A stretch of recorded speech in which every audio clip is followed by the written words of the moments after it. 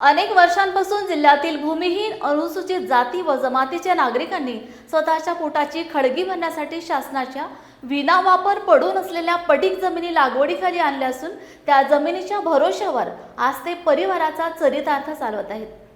शासकीय जमीन कसणाऱ्या शेतकऱ्यांच्या नावे करावी या प्रमुख मागणीसाठी रिपाई आठवले गटाचे जिल्हाध्यक्ष नरहरी गवळी यांच्या नेतृत्वाखाली जिल्हा युवा कार्याध्यक्ष आम्रपाल वाघमारे आणि पदाधिकारी यांनी आमरण उपोषण सुरू केले आहे।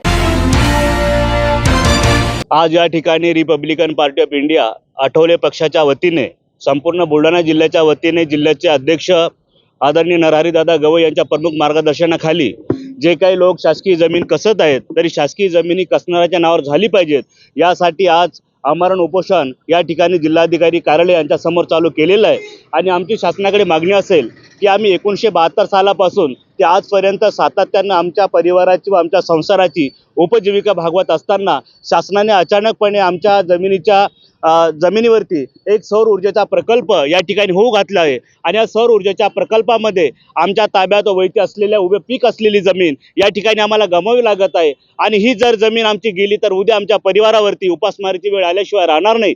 तरी आम्ही सरकारला विनंती करेल की जर शेतकऱ्याच्या हितासाठी आपण सौर ऊर्जेच्या प्रकल्पाचा निर्णय घेऊ शकता तर तुम्ही भूमिहीन गोरगरिबांसाठी सुद्धा त्यांच्या हिताचा निर्णय घेतला पाहिजे अशी आमची सरकारकडे मागणी असेल। आणि जर तुम्ही सौर ऊर्जेचा प्रकल्प आमच्या वैती आणि उभी पीक असलेल्या शेतात घेत असेल तर कदापि रिपब्लिकन पार्टी ऑफ इंडिया हा सौर ऊर्जेचा प्रकल्प होऊ देणार नाही असा आम्ही सरकारला इशारा देत आहोत।